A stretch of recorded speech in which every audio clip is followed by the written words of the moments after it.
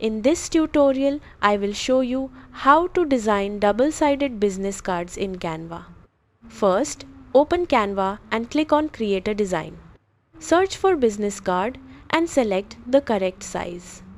Now go to the Templates tab and choose a design you like. Click on the template and select Apply both pages to get front and back. Click on the text fields and replace them with your own details like name, phone number, and email. You can also replace images with your logo or photo. Adjust colors, fonts, and layout to match your brand. Make sure both sides look clean and well balanced. Once you're happy with your design, click on Share in the top corner. Click Download and choose PDF Print.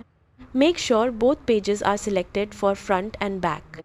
Canva will export your business card ready for printing. That is how you design double-sided business cards in Canva.